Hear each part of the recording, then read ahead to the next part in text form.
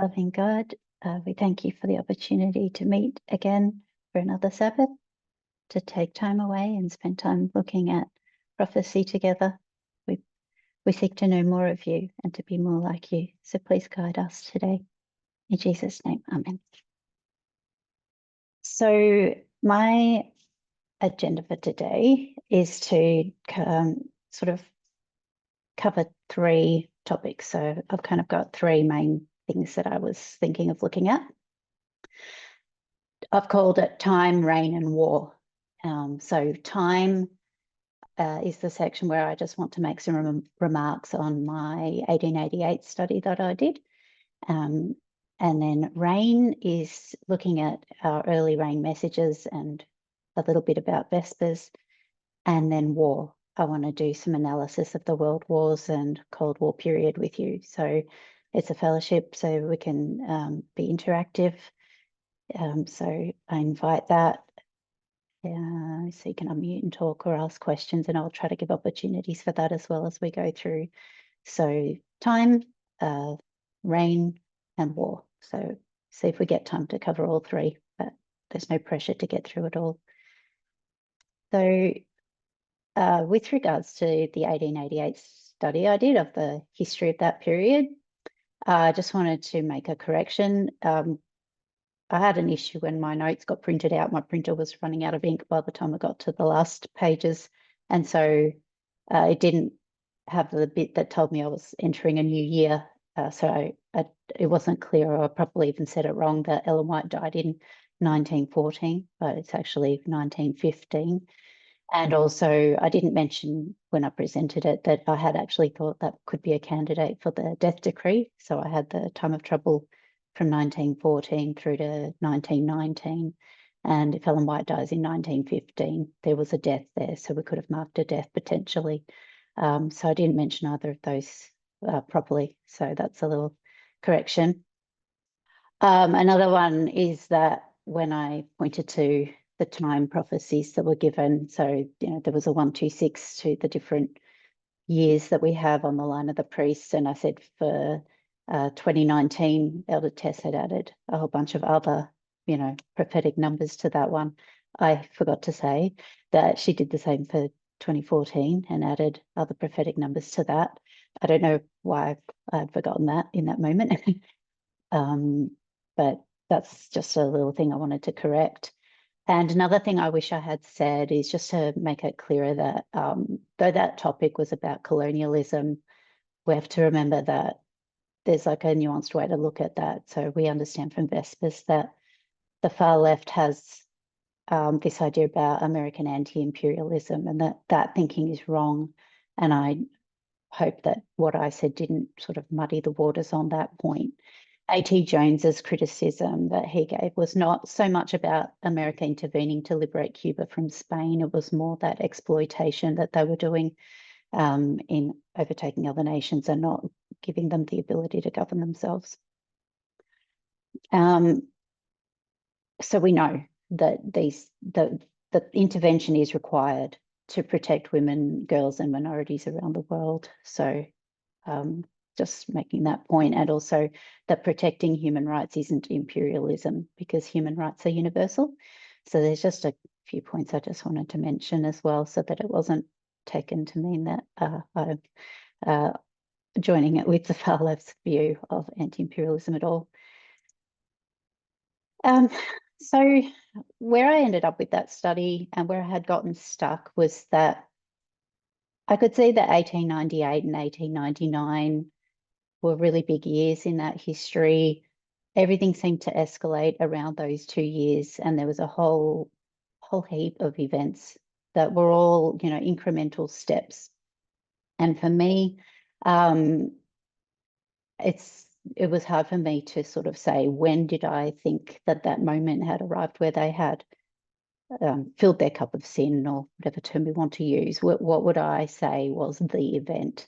I found that very hard to pinpoint. Now, I could have said, well, we know it's 2024, so therefore we know it's 1898. But I didn't want to approach it that way. And why not? Because I think that we can use different ways of studying prophecy to cross-check each other. So if I was to come at it with a point of view and try to, I already had an idea in my mind of what year I thought it was, I might then be biased when I'm looking for that event in that history. So I wanted to approach it a bit like independently. And so I didn't want to actually sort of come with preconceived ideas and impose it on that history. I did try to line it up with 1850. I thought that was fairly safe to do. But for example, cross-checking, I'll just share my screen. I'm going to try, I'm not using a whiteboard today. I'm going to try something. So I'll share my screen. I had looked up online for an example of what a cross-checking mechanism could be as an example, and a computer had given me, for example, if you're measuring the height of a building. So hopefully you can see my screen. If you can't, please shout out. So to measure the height of a building, you can do it two different ways. You can get a ruler or a long tape measure and measure it. That's one way of doing it. Or you can look at the shadow, calculate the angle of where the sun is at, and use that to, double check basically that both of them should agree. And if it's true, then they will agree. So that's sort of just a little illustration of what I was trying to do with this study, trying to just sort of keep it open-minded and not imposing any thoughts that I already had and looking for an event specifically to justify what I already thought. So I hope that makes sense why I didn't do that. Now, what I ended up with, so I had these 2 years for me. So they would lead us to 2024 or 2025. That's 1898 and 1899. 1898 had a lot of agitation. You don't see much agitation before that year. War with Spain, but we do see a transition from America into beginning to be an empire because they take Hawaii, they annex Hawaii that year. So that's pretty important. In 1899, though, in 1898 was the Treaty of Paris, but that wasn't actually made official and concrete until 1899. So it was like working its way up to being official. So 1899 is where you see that actually become formalized through Congress. And we saw a compromise happening there during that debate and ratifying that treaty. But there was compromise happening the year before as well. So where do you mark the compromise? So a lot of resources and materials and historical things, they do highlight, they really focus on the Treaty of Paris and all of that, not so much Hawaii. So it was just sort of, for me, like a lot of things. But those are what I was seeing in those years as important. So after I presented to all of you on that study, I gave it a little bit more thought, and I thought, well, I had remembered that I didn't mention the Elder Tess had done Set Time prophetic years for 2014, and I should probably look at that as another way to cross-check this work as well. So I wonder, I'll just ask you all, what other prophetic numbers did Elder Tess do when she, added more weight to the original 2014 prediction? Well, so I did a 1, 2, 6, and can anybody suggest another one? I'll put 1, 2, 6 here. What might be another one? Was it 151? Yes. And another one? Anybody know? 90? 490? Yeah. Yes, that's this one. And we need one more.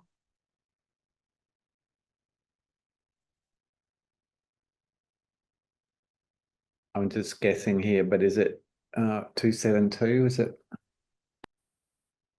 Pretty close. It's in the 200s.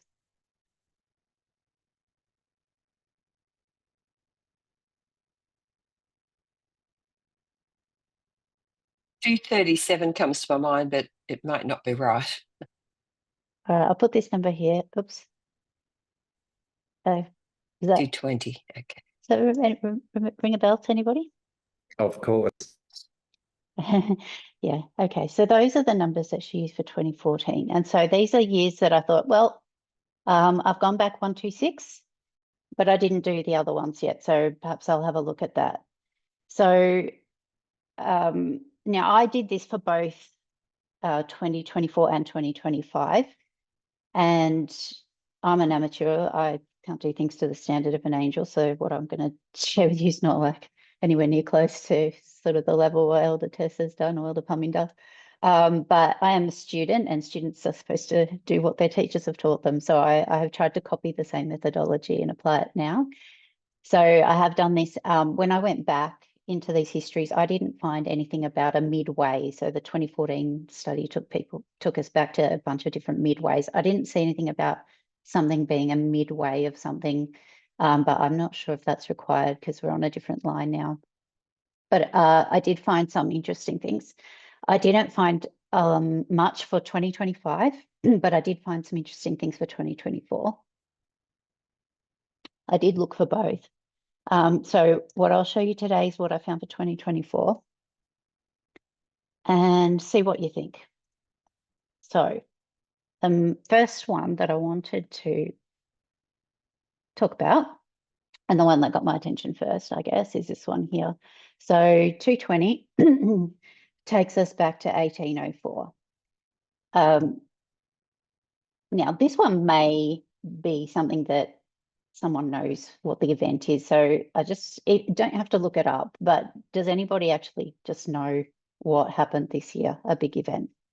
If not, I'll tell you. I'll just give you an opportunity though.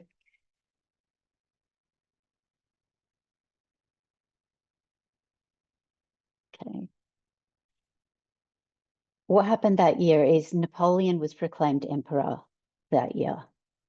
So that was on the 18th of May.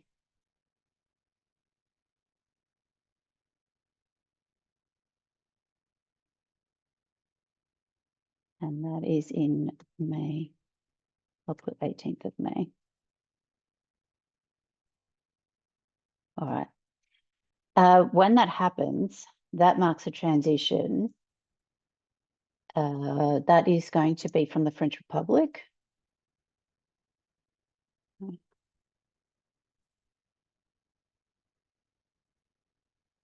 And French Republic actually transitions into what they call the First French Empire. Now, it's also Napoleon's coronation that year, of course. And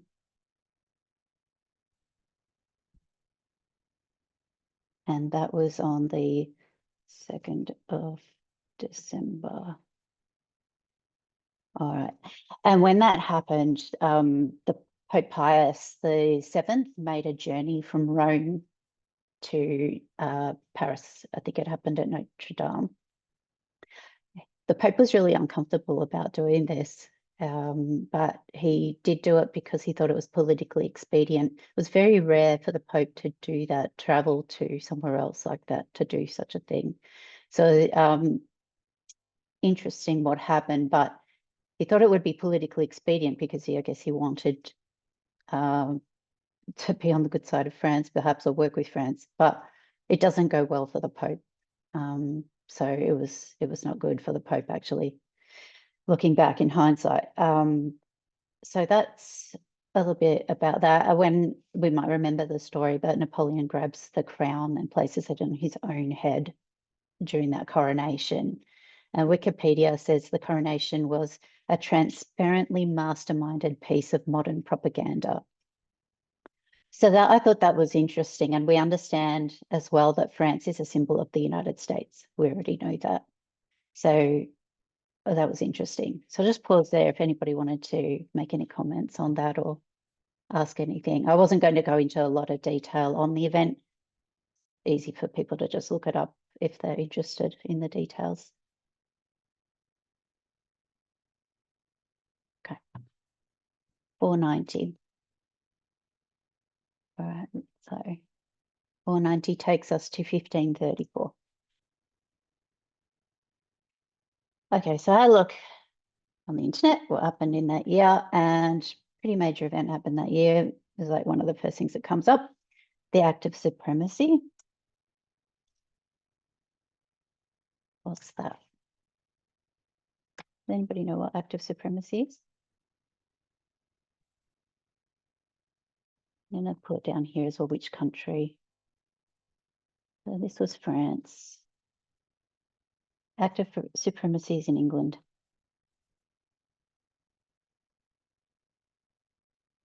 All right.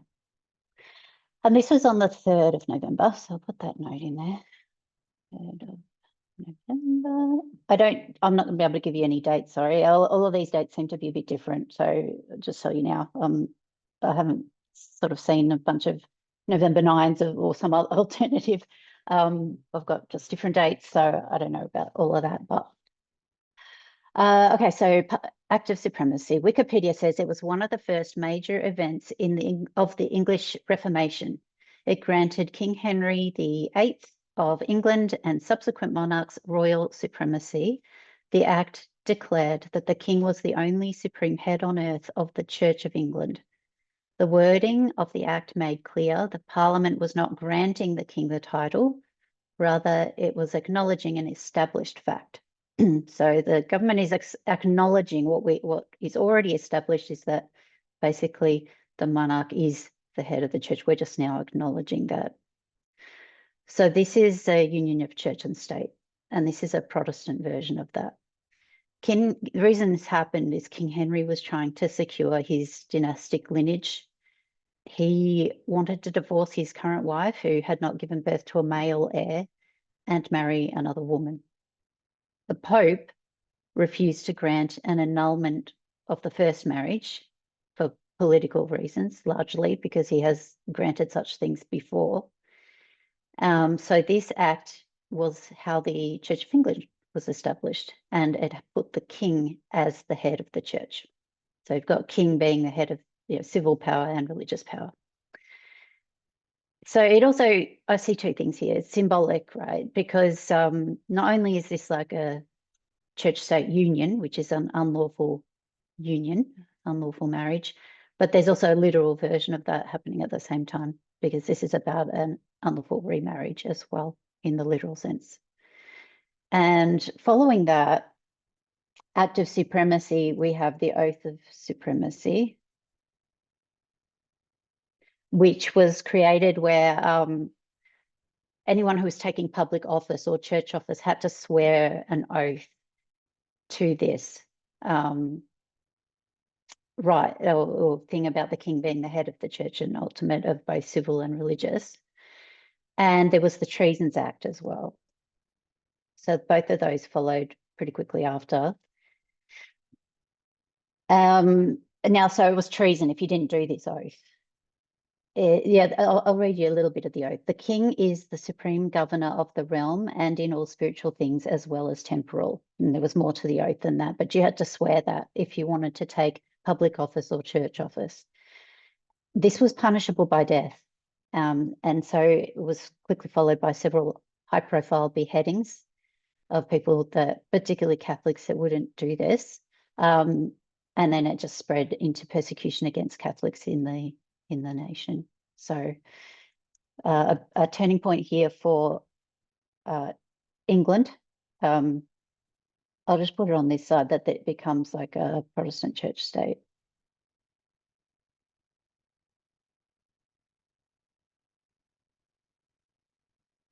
All right. So it's a change for that country.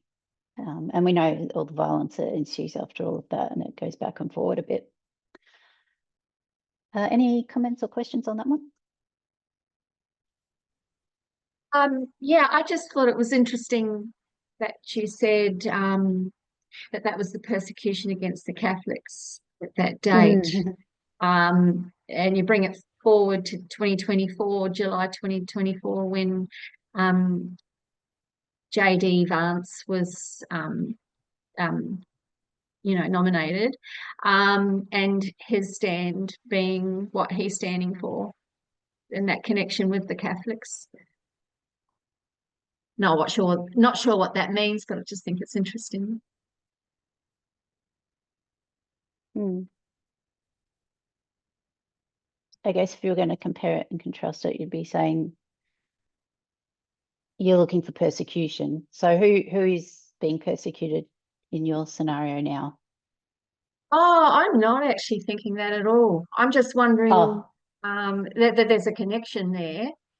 And I was just thinking, I honestly don't know, but I just thought interesting that there's that waymark there with Catholics back yeah, then. Now there's that waymark with Catholics now. But okay.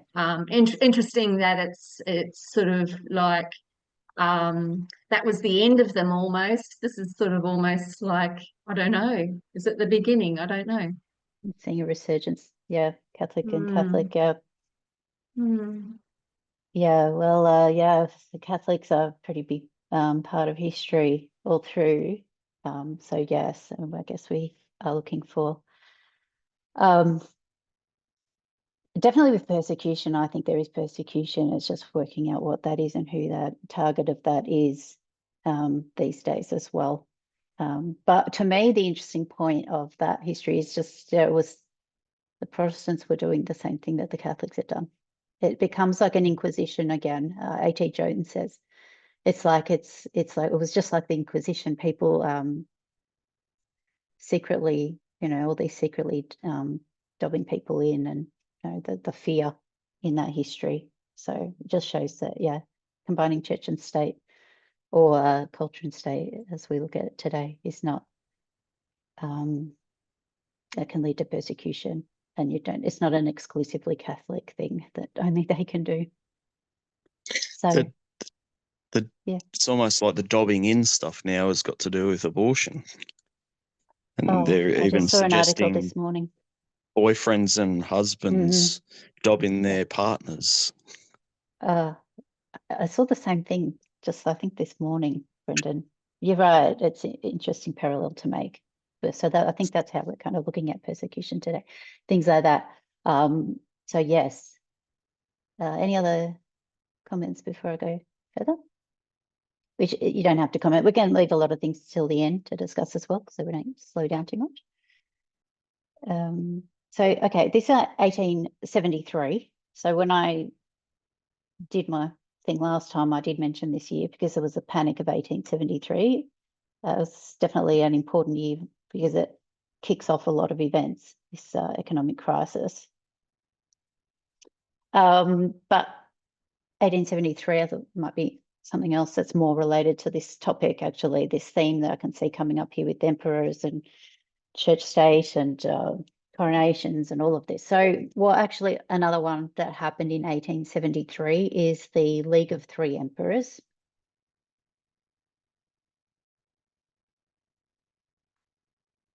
And actually, there's a German name, Dreikaiserbund. And that was, do I have the date for that? Yes. Oh, this is an interesting date. This is on the 22nd of October. All right, so what is it? This is the resurrection of the Holy Alliance. So Wikipedia says, on the 22nd of October, 1873, Bismarck negotiated an agreement between the monarchs of Austria, Hungary, Russia, and Germany. The alliance sought to resurrect the Holy Alliance of 1815 and act as a bulwark against radical sentiments that the rulers found unsettling.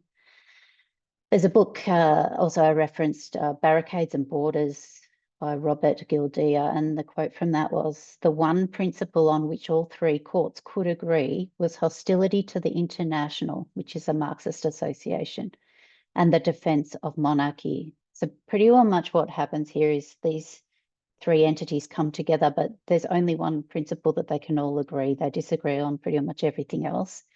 They all unite to oppose this what's quoted as radical sentiments, which is why I tried to dig deeper and find out what they meant by radical sentiments. Essentially, it's socialism, liberalism, and equality, and they want to protect monarchy. So that's what those three entities come together. So kind of what I'm seeing here is it's it's a threefold alliance of a type anyway, and they had that one principle. So I'll just pop on there that this is I'm just going to say it's in Europe. That's an interesting Uh, date too. Yes, October it is. 22.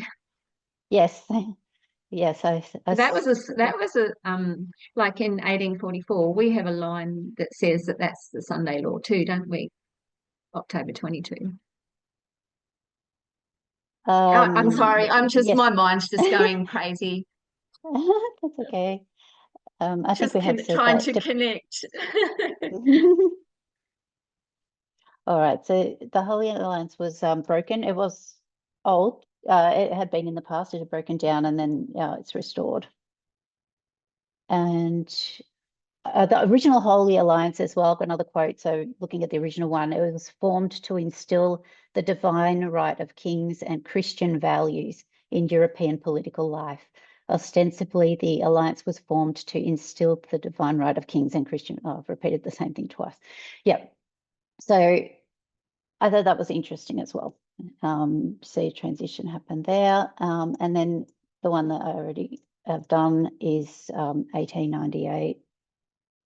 It would have to be, that year. If we're looking at 2024, we see basically America, a kind of America here. And then we see like imperialism here, because even though the Treaty of Paris hadn't happened, it hadn't been fully put through Congress yet, we do see with Hawaii that it does get put through. So that I'll put it here. There is the Treaty of Paris where they're signing that treaty. Actually, what happens first is Hawaii, so put that first. It's called the Newlands Resolution. And that was a joint resolution, so through both houses. And that actually was, what do you call the word? It was approved on the 4th of July. For me, that's significant because that is a symbolic year for them.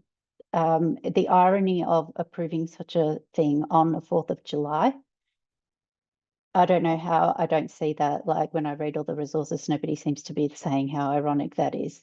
That should have been very obvious to them at that time, on that day when they're celebrating what they celebrated, that that's the day that they approved this. It's approved that day, but you'll often see this date because it was signed and comes into effect on the 7th of July. Okay, so that's the Newlands Resolution. Then you've got the Treaty of Paris, which was signed, and I think that was on the 10th of December. So yeah, for me, that in that year, they're the key events that I can see. Now they continue to be like a republic. So a quote I have is 1898 is seen as a pivotal moment when America embraced imperialism while maintaining its constitutional framework as a republic. So it continues this framework of a republic, and it's still got its constitution and everything, but it's also embracing imperialism at this point. So that seems kind of, to me, quite a contradiction as well in some ways. So I'll put here United States. So they're the things that I found. I think pretty much that covers everything I wanted to do for the topic of time. So last chance for questions or comments, and then I'll move on to the next one.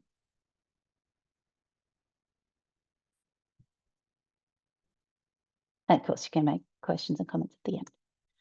All right, so I'll go to Rain. I'll stop sharing and we'll go back to that screen in a little bit.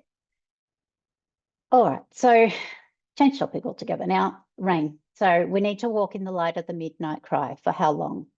Does somebody want to unmute and let me know what we understand that to be? How long do we walk in the light of the midnight cry for? From 9/11 to the second coming. Okay, just when it goes to, because 9/11, I don't think we mark the midnight cry. So I'm just midnight Oh, cry, not rain sorry. yet. I was thinking rain. Yeah. So Okay. what was your question then? The question is, how long do we need to walk in the light of the midnight cry for? Oh, okay. Yeah, I have to There's like think an more. Ellen White quote. Yeah. Mm.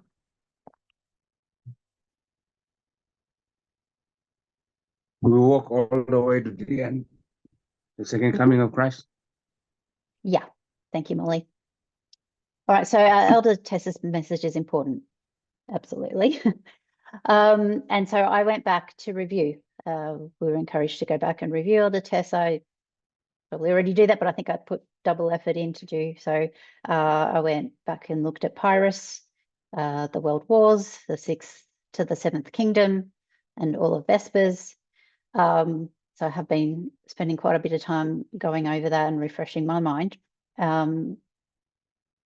It just seems like all those details, as you go back to me, it just blows my mind, the amazingness of those studies and the intricacies of them and the volume of them, and just they blow my mind. They increase my faith to go back and review them, and also looking at it now in kind of more of a retrospective sort of looking at events now, it kind of brings another sort of freshness to it, I guess. I've been enjoying that. But that's not to say I haven't been reviewing Elder Aminda's presentations either. Current ones are happening and trying to keep up with all of those, and also past ones, I think, also so they don't fall out of my mind and memory, are also important. So I've been reviewing those as well. When I went back to look at Elder Tessa's presentations, what do you all think? But did Elder Tessa's messages get challenged by people? Yes.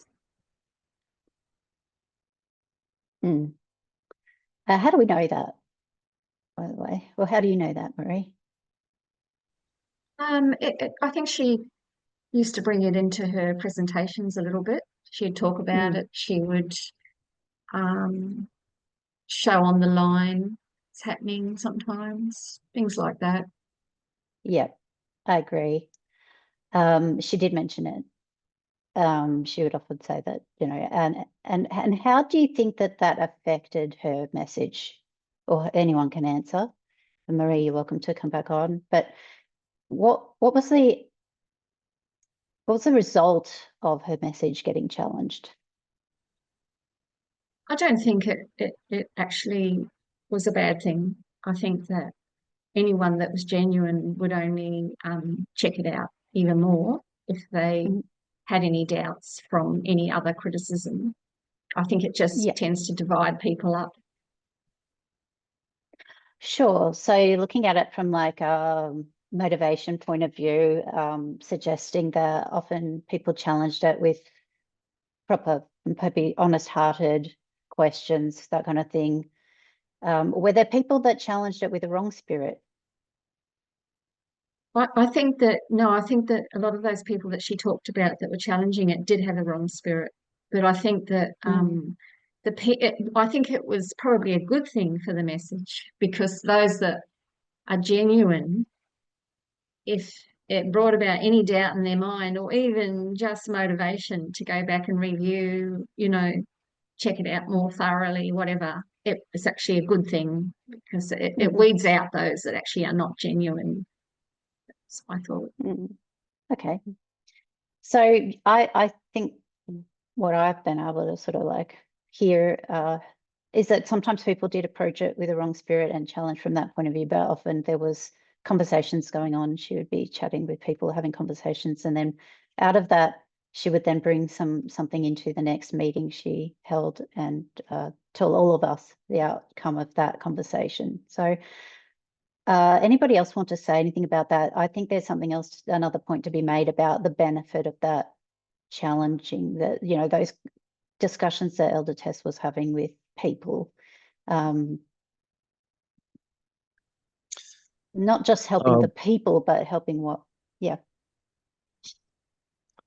Well, time and time again, what I saw was when her message was attacked,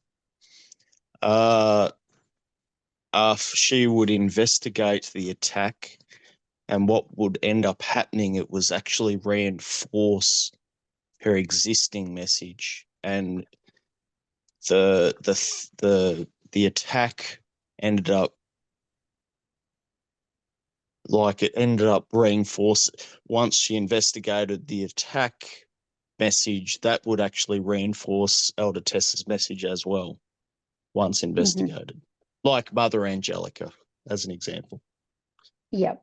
Okay. Yeah. So you're framing it as So that once kind of that. investigated and used, methodology, correct methodology, it would actually reinforce the midnight cry again, even stronger, once Yes. investigated. Yes. Okay. So you're saying that the message only strengthened as a result, and it shone brighter as a result. So you've got the Mother Angelica example where it was like an attack, and that's just it's only served to strengthen Elder Tessa's message. And you've got other times where she'd have conversations with somebody through WhatsApp or something, and maybe it was an honest-hearted question, but it was a conversation where perhaps Elder Tess was able to even think further and more, and then she would bring that. So it wasn't, it was more of a friendly, say, conversation, but it did still bring more light as well. And she was able then to share that with all of us. So that's what I was thinking as well when I was looking back at those presentations that I reviewed. I thought, yep, it just, because it was the truth, it just got stronger and stronger and brighter and brighter. So yes. I think Ellen White mentioned something like opposition makes the truth shine more brighter or clearer. And I was thinking along those lines too. Okay. Well, my so friends from our group from Sydney, there were many here, but when that happened, you could see the unwillingness of the group to unlearn. They were sort of fighting the message, and they didn't get rid of these preconceived ideas of what they learned from the Seventh-day Adventists. They hold on to that so fast because after we do a study, we argue on that, on Elder Tessa and Barminda study. So that's our experience from here. so what's humble the connection? Okay, so you're bringing in that they challenged her message, but the reason, like, it's really that they just, even though her message was getting strengthened and shone brighter and brighter, but they still weren't able to let go, or not willing to let go of their cherished, perhaps you might call them cherished beliefs. So is that your point, Ollie? Yeah. That's right. Okay. Yeah. It's sad. You did lose a lot of people over there in your area. So yeah, it's unfortunate. Didn't William Miller have a dream about a casket with, was it stones or precious something? And yes, then he did. will come and rearrange and, toss up everywhere. And then it had to be put back where it shines more clearly. Yes, I just remember it vaguely, that's all. It's something the movement has spoken about before, but not recently. Yes. All right. So then Elder Terry had said a statement that got me thinking recently as well in one of her presentations, is that the latter rain is just more of the early rain. So the latter rain is rain, the early rain is rain, so latter rain is more of the early rain. And so that got me thinking, how do we know that? So I think, Brendan, you said at the time something like, of course. So I wonder if you or someone else can explain, how do we know that the latter rain is just more of the early rain, if that's how it was phrased, or if I've misunderstood it as well? So let me know if I've understood that the same way as you, and then how you know that.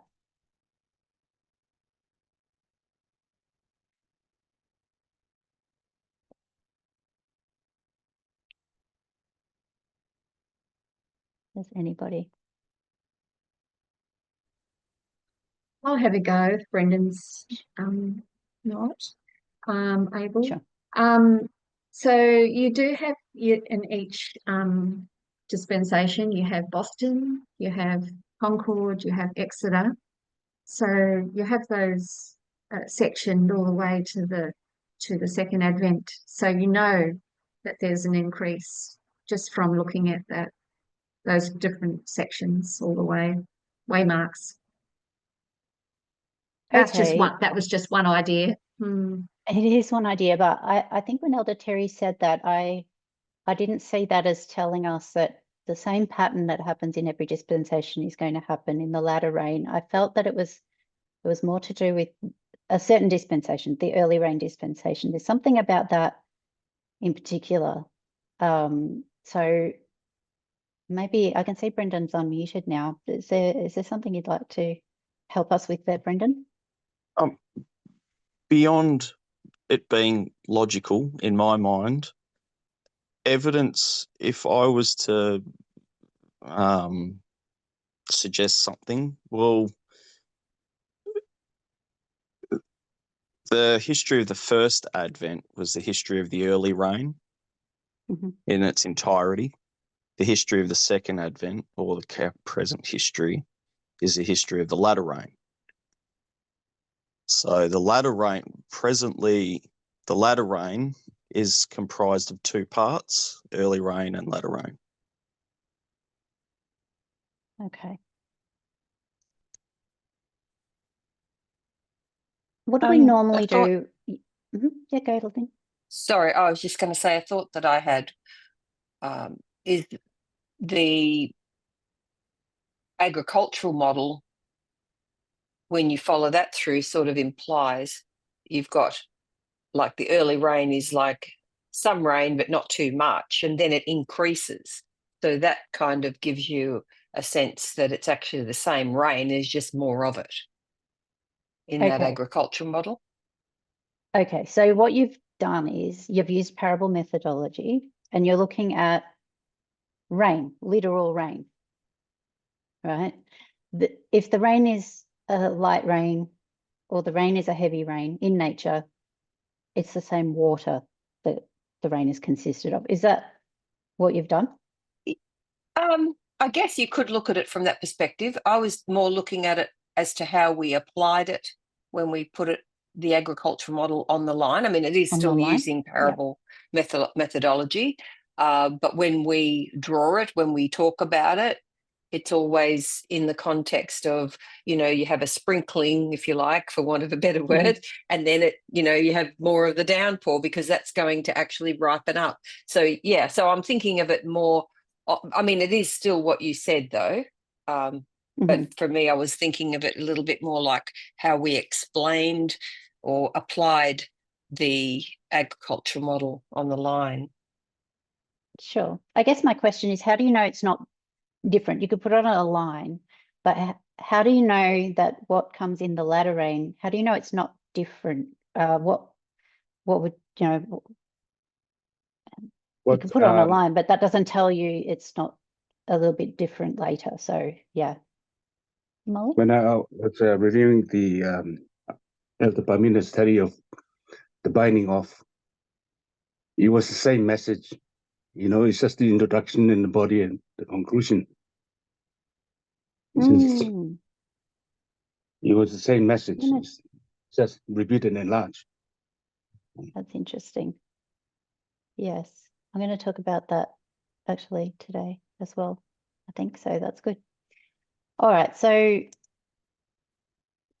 I've got another section here for this. So, all right, what line? Okay, so what am I going to put here? This is early rain, and what's the beginning and the end of that? So think about what is our what dispensation was Elder Terry referring to? And what would then be the beginning and the end of this early rain?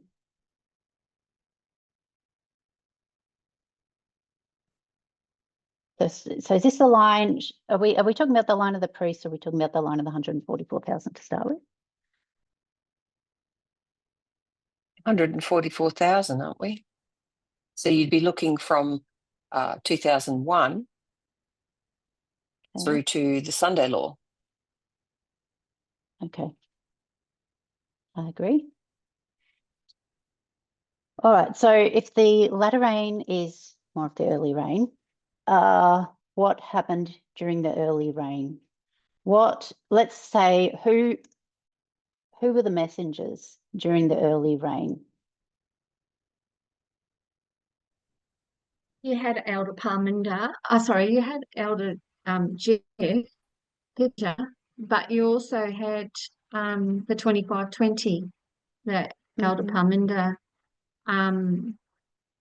began that in 2001. Okay, yeah, and well, that time period goes right through till basically now. So I think you're safe to say that that fits in there, among with other things. And who else? Elder Tess. Yeah, the test. Tess. All right. Actually, I just had another thought too. If you've got the first, second, and third angel, which is how we've looked at that in the past, we see a repeat of the first, second, and third angels' messages in the loud cry, isn't that right? So therefore, the early rain would be the first, second, third angels' messages, and the latter rain would be a repeat of those messages, connecting them together. Just another bit back to what you were asking before as to why they're the same, potentially. I'll mark here as well that there was a change. We've just remembered that 2014 was a change of leadership as well, because I think that's important. Just even though it's not on this line, but we do know that that happened. But all of these messages were part of the early rain. So when we look at the latter rain, this is kind of where I was trying to come at before. Is the latter rain us just repeating these early rain messages again, as in verbatim? Is it just, we just say it again and again and again and again and again in an identical way? And how would we know the answer to that? So as in for today, should I just be reviewing the line of one of the wars and just tell you exactly what Elder Tess has done and just reminding you, and that's all we ever do until the next waymark? Is that how we see that statement, that the latter rain is just more of the early rain, or do we see it some other way? It's an Still has to enlarging. develop. Yeah. Yeah. We both Developing the spoke at the same message. time. Developing. Sorry. That was That's yeah. okay. Go ahead, Sandy. Sorry. Yeah, no, I was just saying that it's an enlarging of those messages, getting more clarity, and that way I can see that heavier rain is depicted by increasing understanding. Okay, so the latter rain is like a repeat and enlarge. I guess could look at it that way. Okay, Yeah. Greg, you're unmuted. Did you want to say something? Yes, thanks. I could see a couple of things happening here. The first thing in the latter rain that comes to my mind is that you have that pattern of three elders in the line of Christ, or in the line of the Omega, ancient Israel Omega. The first angel never came back after the early rain. It was only the second and third angel that continued. So in the time of the latter rain, in the Omega of our history, then we would not expect to see the same repeat of the three angels as you have written there. In the early rain, you would only have the second and third angel.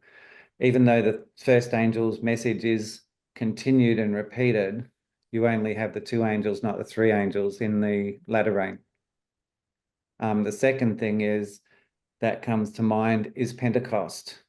at Pentecost in the upper room when they were studying and they got the latter rain, they didn't have really a new message.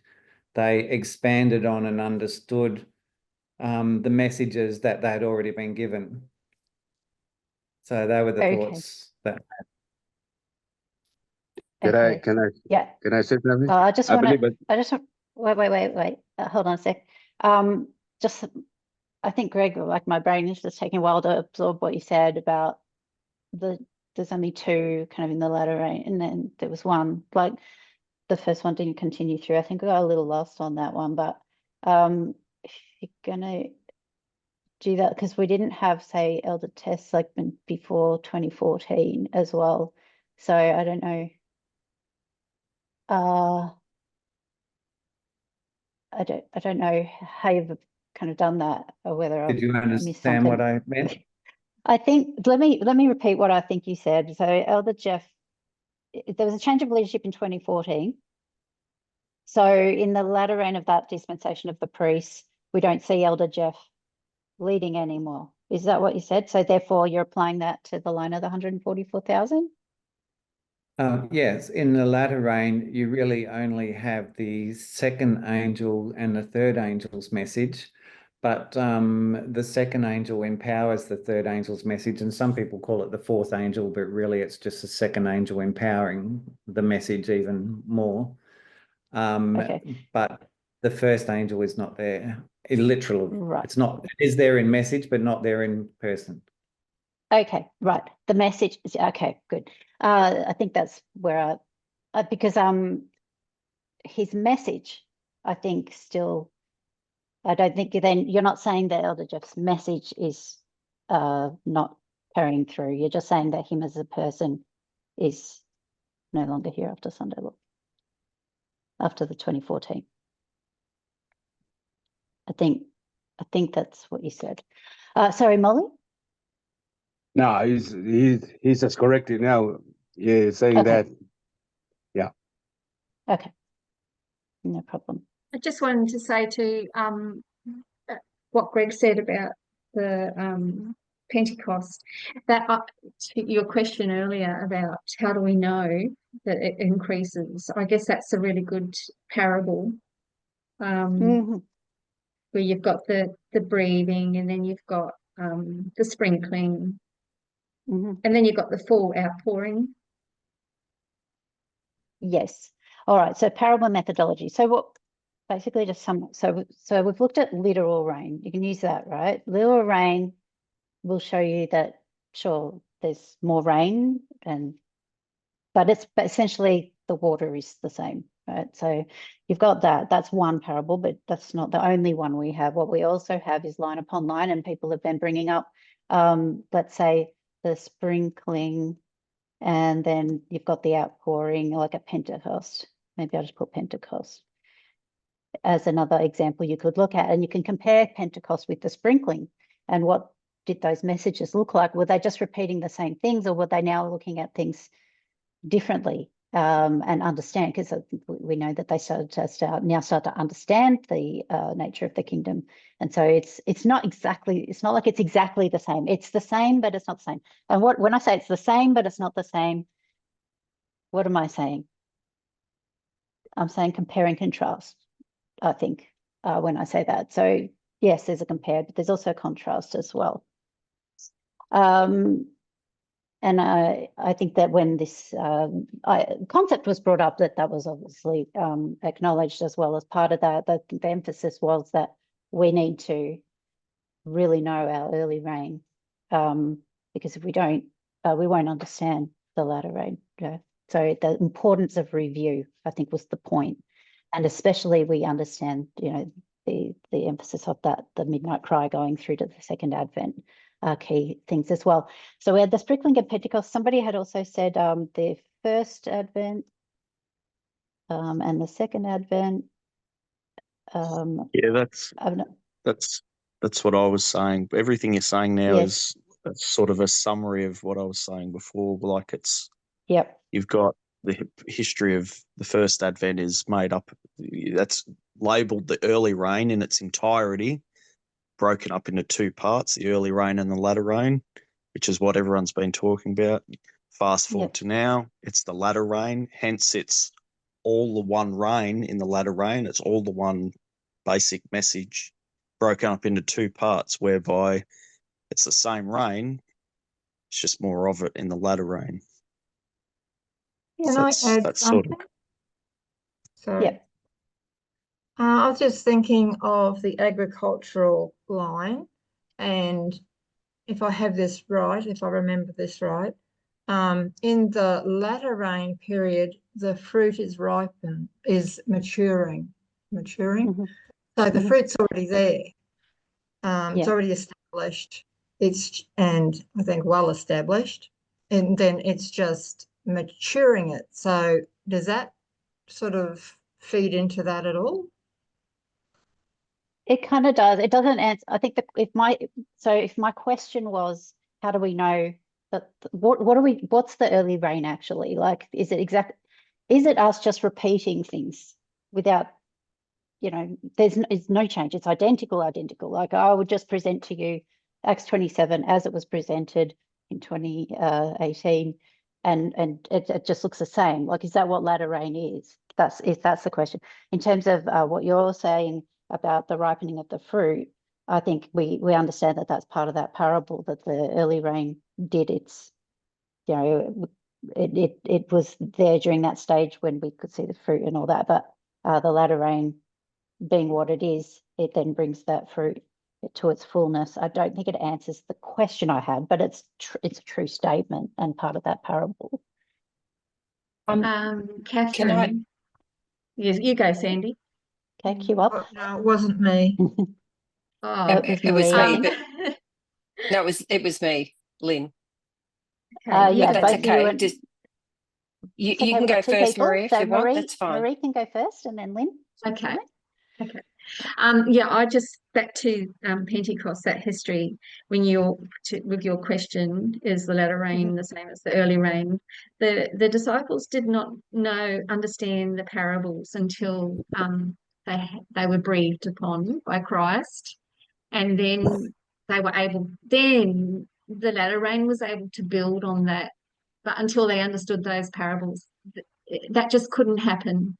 So I guess I compare that to your question, that it's like a building. You can't build on it if you don't understand the early. It's probably not the answer, but Okay, yeah. so you said, did the disciples, when Jesus breathed on them and that was that sprinkling, did the disciples at that point understand the kingdom? I think that was in that time period that's when they got it, because Okay. until that time they hadn't got it. Okay, I think might need to go back and check that one, because I think what we understand is that they haven't understood it until Pentecost. So they. Oh, okay.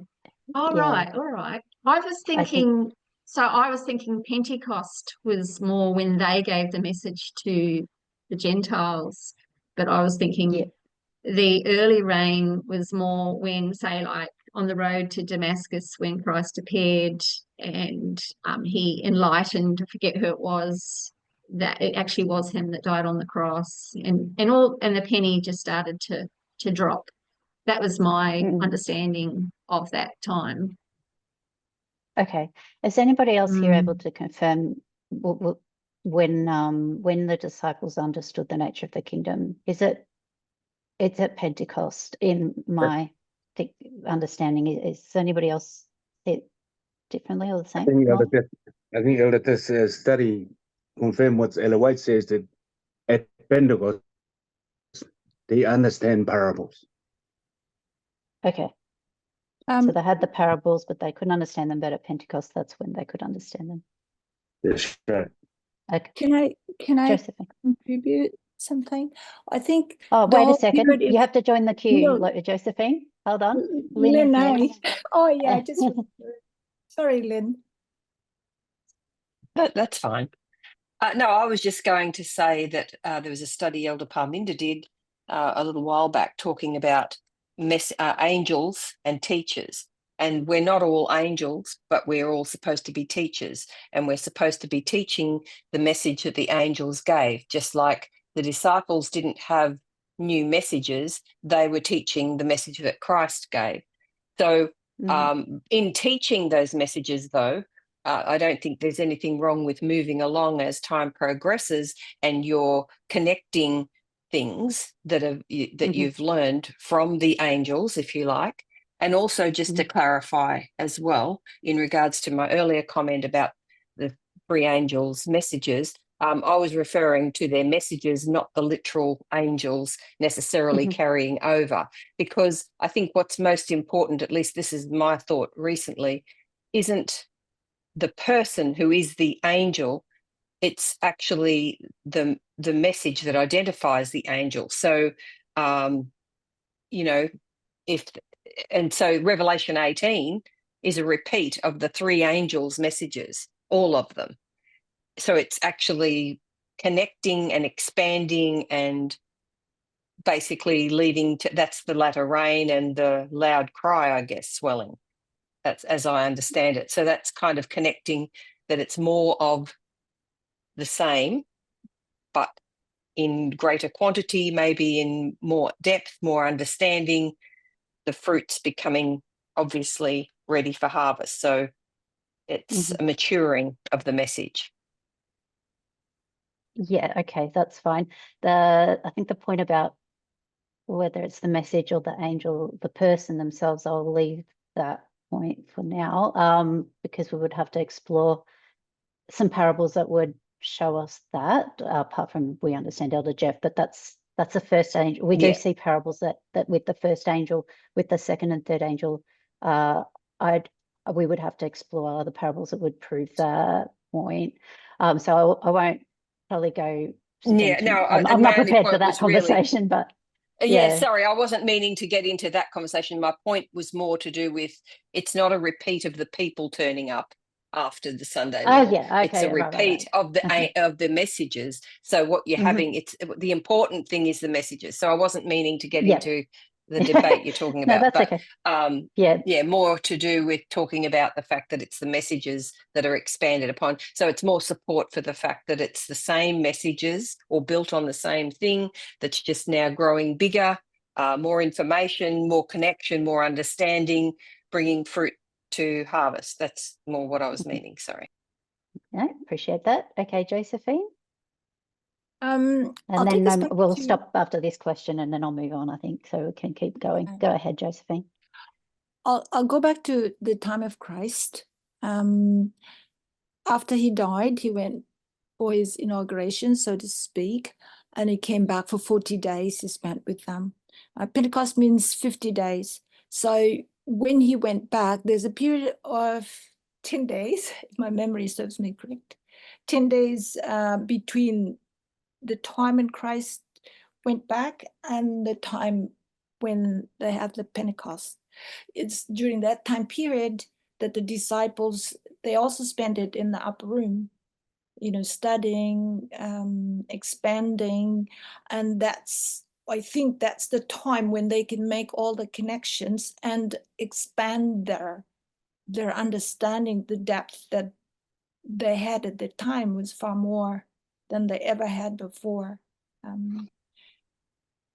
Okay. In other words, they were being prepared for the broadcast of the message for the Pentecost. Okay, great. All right, I'll stop all the questions now. Maybe save any. To make a comment. Oh, Elder Terry's allowed to. Yep. Thank you. There's times when I can pull rank.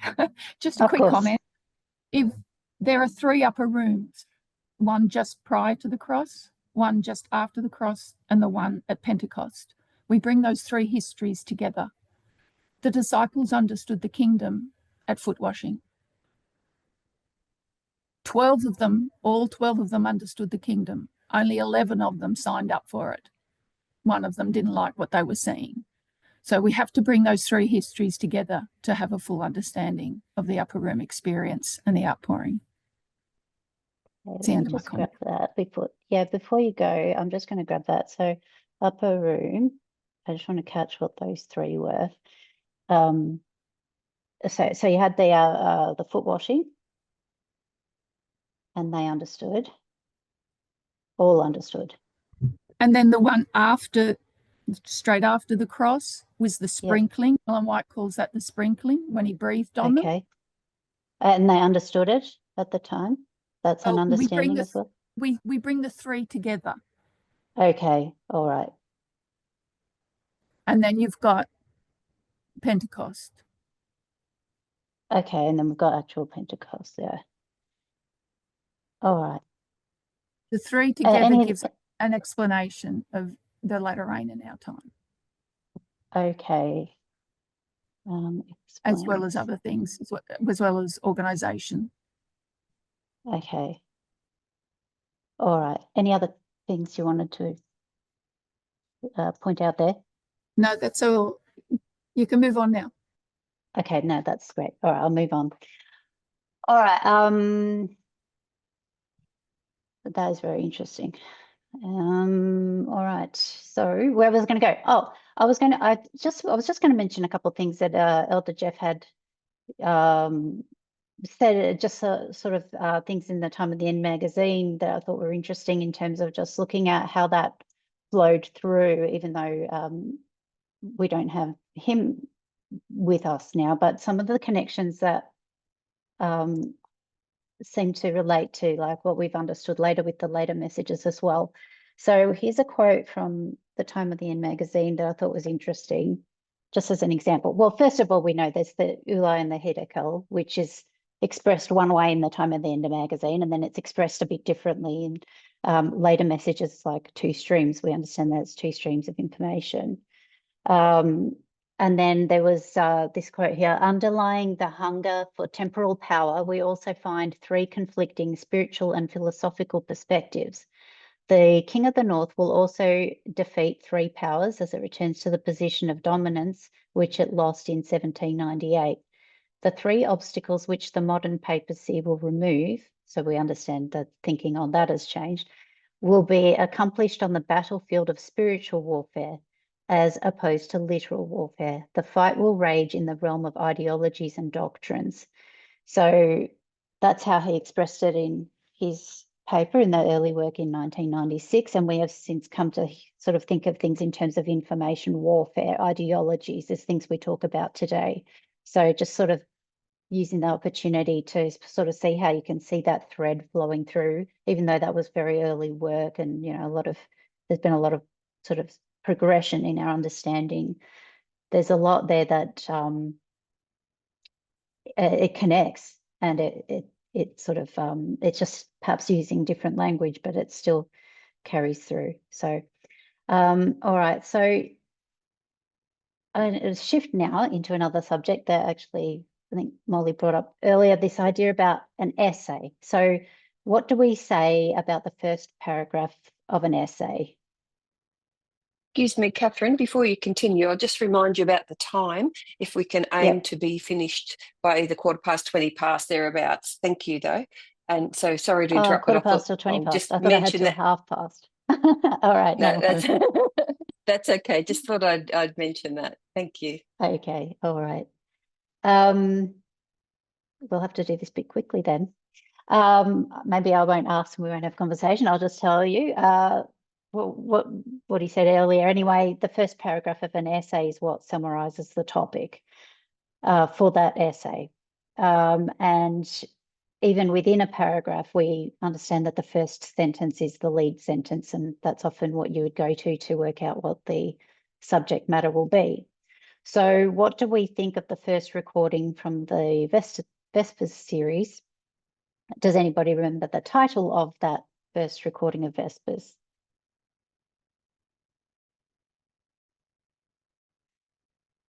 Okay. It's called Navigating the Complex. I was just going to say, I think it's something about. Yeah. So Navigating the Complex, that'd be, if you can do this with Vespers, which is a series, it's got a start and an end and a middle. What we would look at to work out what Vespers was about is look at where it starts and where it ends, and then the middle is part of that journey to get to the conclusion. So she talks about how complex history is versus the prophetic narrative or the cliches that Adventism develops. There is, brought up in that first presentation is the need to sift left-wing sources. So sifting the left wing is the subject of the first presentation, and understanding that, say, when we're looking at articles, only part of that article might be correct. So the need to sift the left. This was what was established in the first study.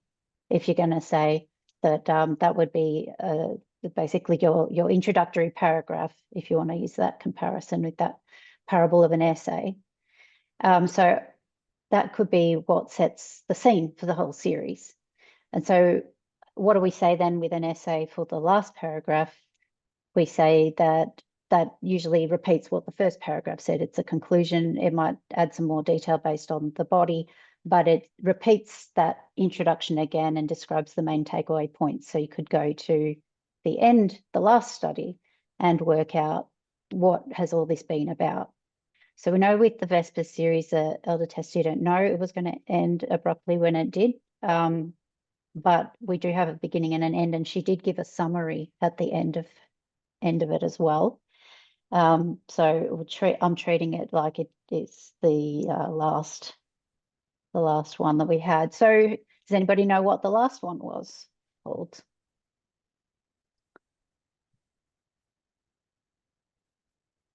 Okay, it's called Exploring Foreign Policy. So I'll show you on screen the last screen capture of what was on the board for that one. That's a summary of the series up to date. So basically this is the last study and this is the conclusion. And she's got on the board a list of where we had been, what was the beginning and what was the end. So exploring foreign policy is exploring the left wing's understanding of foreign policy, but we having understood what the right wing thinks about it with the neocons and the paleocons. So I've got this arrow here to just go where it started, sifting media, left wing.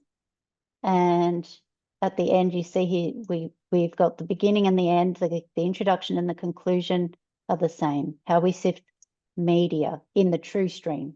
That's, to me, what the Vespers was about.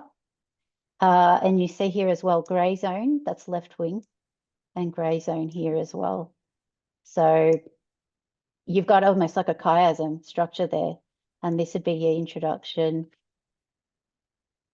and then the body, and then the conclusion at the end.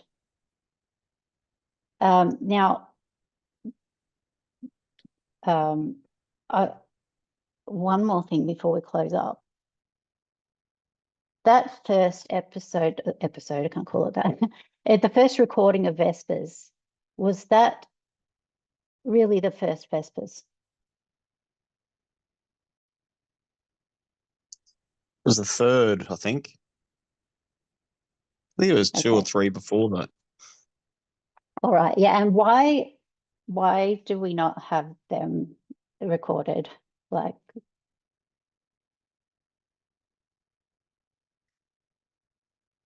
I'll answer that. I think what happened is that the Vespers started off as just an unrecorded informal gathering on Friday nights, and then we realised as we got into it that it should be recorded and shared. So there was no deliberate hiding of anything. It's just how it worked out. But there are some Vespers. I think that this first one that I've just mentioned is the first one, because that's the series that we have. But we also have some hidden Vespers. And where are they recorded? Only in our memories. There's nowhere else, right? So does anybody remember what was the question from, I want to close on this point, but what was the question from the first Vespers? If you can remember, because nobody else in the movement probably really knows this. What was the topic?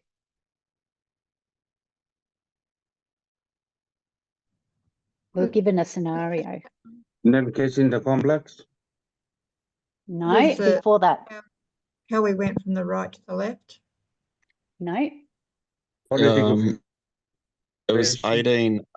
she wanted to go into the 1888 history. Yeah. And the question was, oh, now I'm digging deep. I can't remember the question. Okay, that's all right. It might come back to you. Okay, here's the scenario. It's 1888. It's the Minneapolis conference. You are a member Oh, I yeah. believe. the That's movement. right. Okay. I remember the Okay, so- question. Okay, great. Explain the question for us, Molly. What was the scenario?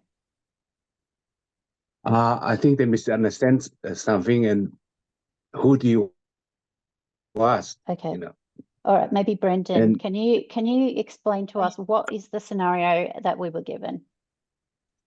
There was a message, and how do you know which one to believe?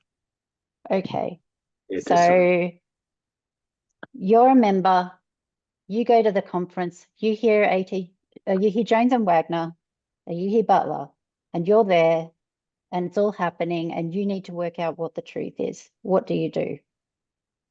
Okay, so what were And all our attempts? they were poor attempts, and we missed the point. Okay, so people had said things like, I would go and study the Bible. I would go and ask the others. I don't know what answers we came up with, every other answer possible, right? Now, who remembers what we had to be told embarrassingly, but what was the answer to work out what the truth was in that scenario? Ask Ask Ellen the White. prophet. The prophet. Ask the prophet. Ask Ellen White, ask the prophet. Okay, so I just want to remind us of that study as well, because it seems to be connected to what Elder Parminder's been teaching recently as well. And on that note, I will just let us have a little think about that. But for time, I will close with prayer if you'll join with me. Dear loving God, we thank you for this opportunity to review and discuss together. We thank you for our leaders and our angels and our fantastic teachers that can help us to guide us really as we cover these things. And we need so much help, because this is a complicated job sometimes, at least for me. So thank you for all of our great and wonderful teachers and elders, and we thank you for the parables that we can use as well, which is our safety really when it comes to understanding what is true and what is not, that we can fall back on parables. So we thank you for all of these things. Please help us to understand the truth, and also to apply what Vespers was about, to understand it, and understanding everything that happens in the middle as well, the body of that text and all of the relevance of that too, because we can't understand our issues if we don't understand issues on the right and the left. So we thank you for all that work that has gone through before, for all of the work of all of the angels and that messages that we now have. And it's your truth, it's your mission, it's your job, and may we all be diligent and do our Amen. best to help others and help ourselves. In Jesus' name, amen.